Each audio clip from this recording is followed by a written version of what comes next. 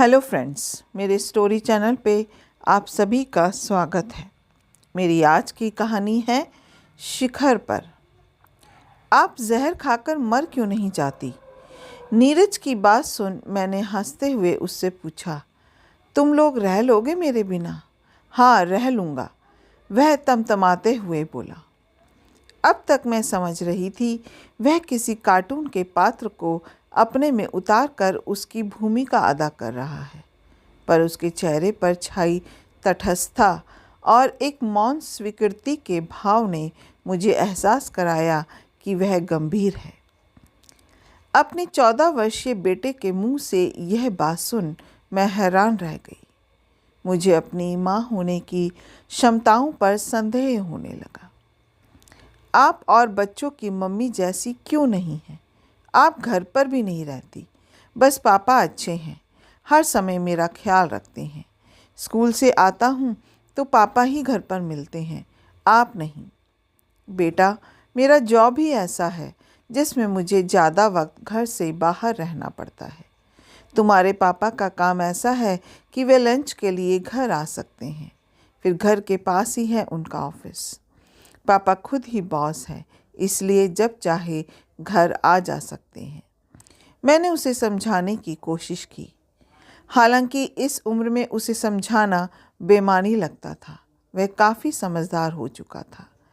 यह भी समझता था कि मम्मी की नौकरी की वजह से ही सुख सुविधाओं के अंबार जुटते थे। फिर भी मन को समझाया, आखिर है तो बच्चा ही। आप अच्छी मम्मी नहीं हैं, आप मम्मी जैसी मम्मी नहीं हैं। मुझे लगा कि जैसे नीरज ने मेरे मुंह पर करारा तमाचा जड़ दिया है। मम्मी जैसी मम्मी नहीं। आखिर उसकी नज़र में मम्मी की क्या परिभाषा है? शायद वही ठीक है। मैं एक आदर्श माँ की श्रेणी में नहीं आती हूँ। आती तो मैं एक आदर्श पत्नी की श्रेणी में भी नहीं हूँ। अपेक्षाओं को ठीक से समझकर पूरा करना दूसरों को खुश रखने के लिए आवश्यक होता है। तभी दूसरे, चाहे वह पति हो या बच्चा या कोई और, आपसे खुश रह सकते हैं। और अपनी खुशी, अपनी अपेक्षाएं, क्या उनके बारे में सोचना स्वार्थी होने की निशानी होती है? सिलसिला उस दिन ही रुका नहीं, क्योंकि नीरज की यह प्रतिक्रिया मात्र क्षणिक नहीं थी, दबे हुए ज्वालामुखी के फूटते लावे जैसी थी। वह भूला नहीं कि उसने क्या कहा था, वरना गुस्से में तो वह ना जाने क्या क्या कह जाता था। उस दिन ऑफिस में आकर बैठी ही थी कि बोला, जरा मार्केट जाना है, एक किताब खरीदनी है, आप चलो। बेटा, अभी तो आई हूँ, थोड़ी देर में पापा आ जाएंगे, तब उनके साथ चले जाना। बस तुनक गया वह, आप मेरी मम्मी नहीं हैं। अपने कमरे में जाकर उसने चीज़ों को इधर उधर फेंकना शुरू कर दिया। मन तो हुआ उसे झंझोड़ डालूं, पर ठहर गई। थकावट और दर्द के सैलाब को सिर्फ आंखों में समेट लिया। उम्र के कारण शरीर में हो रहे बदलावों की वजह से वह इस तरह रिएक्ट करने लगा था, या सचमुच में वही उसकी अपेक्षाओं पर खरी नहीं उतर पा रही थी। नौकरी को मजबूरी कहकर नौकरी करना स्वयं को जस्टिफाई करने जैसा होता है। उसकी मजबूरी तो नहीं थी, हाँ शौक था। वह घर बैठ ही नहीं सकती थी, और फिर अच्छा जॉब मिलना भी क्या आसान होता है। क्षितिज का बिजनेस ठीक ठाक चल रहा था। ऊपर नीचे तो बिजनेस में होता ही रहता है, लेकिन अगर वह नौकरी ना भी करे तो भी अच्छी ज़िंदगी जी जा सकती है थी। अपनी ज़िंदगी यानी अच्छी ज़िंदगी यानी अच्छा खाना, अच्छे कपड़े, ज़रूरतें पूरी हो सकती थी, पर लिविंग स्टैंडर्ड मेंटेन उसकी नौकरी के चलते ही हो पाता था। ज़रूरत क्या है तुम्हें धक्के खाने की? घर में रहो और नीरज पर ध्यान दो। क्षितिज कई बार उससे कह चुका था। आज भी उसके आते ही वही बहस शुरू हो गई थी। एक दिन उसकी बात मान उसके साथ चली जाती तो क्या हो जाता? कितनी बार कहा है कि नौकरी छोड़ दो, पर तुम तो बस अपने बारे में सोचती हो। सही समझे, आखिर नौकरी तो मैं अपने लिए कर रही हूँ। बढ़ती महंगाई और रिसेशन के इस समय में तुम्हें क्यों नहीं ये बात समझ आती कि नौकरी आजकल कोई मौज मस्ती करने की चीज़ नहीं है, एक ज़रूरत है।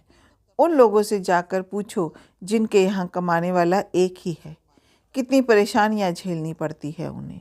और तुम चाहते हो कि मैं सारे दिन किचन में घुसी रहकर अपने टैलेंट और हर महीने मिलने वाले वेतन को नज़रअंदाज कर दूं।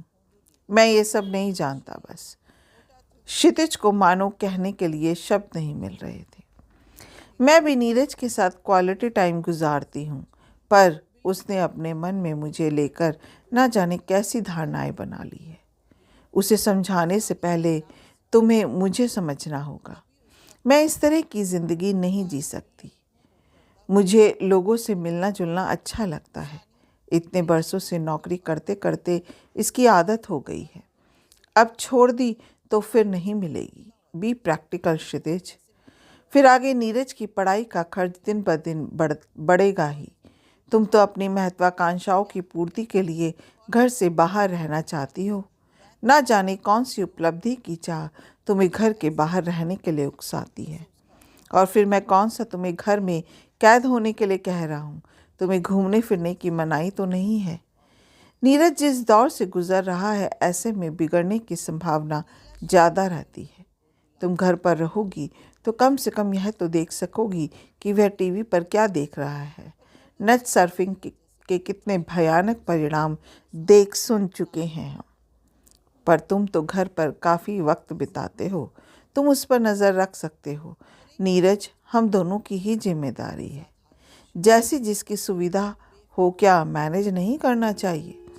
इस बार उसकी आवाज़ में ना तो तल्खी थी ना ही रौश।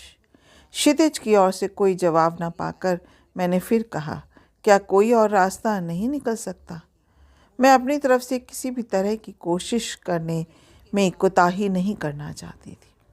जब रास्ता साफ दिख रहा है तो बेवजह दिमाग खराब करने से क्या फ़ायदा? क्षितिज ने चिढ़कर कहा।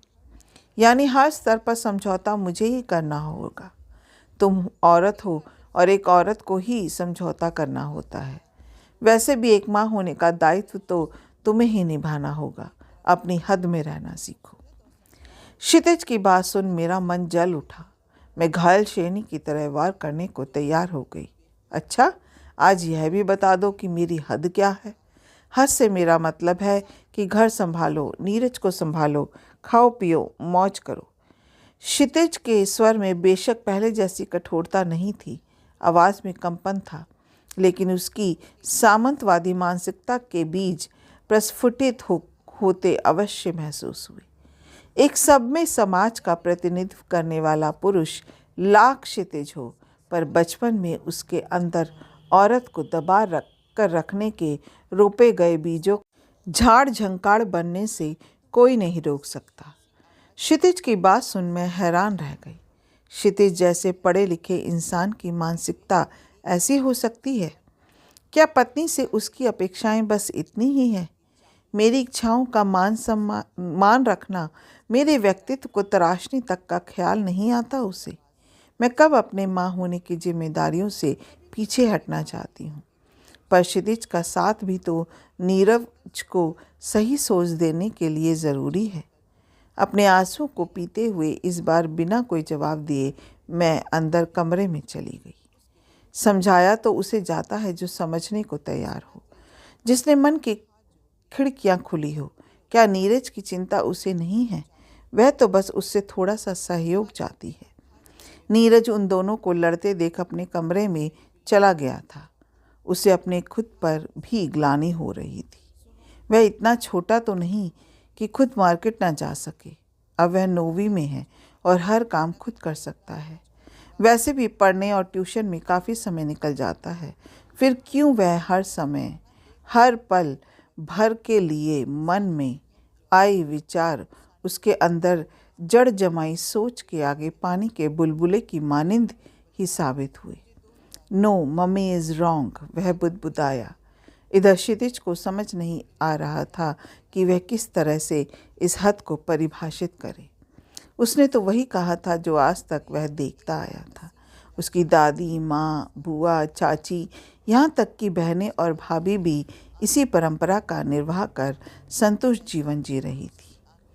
क्या वाकई में वह संतुष्ट है? उसके अंतरात्मा ने उसे झकझोरा।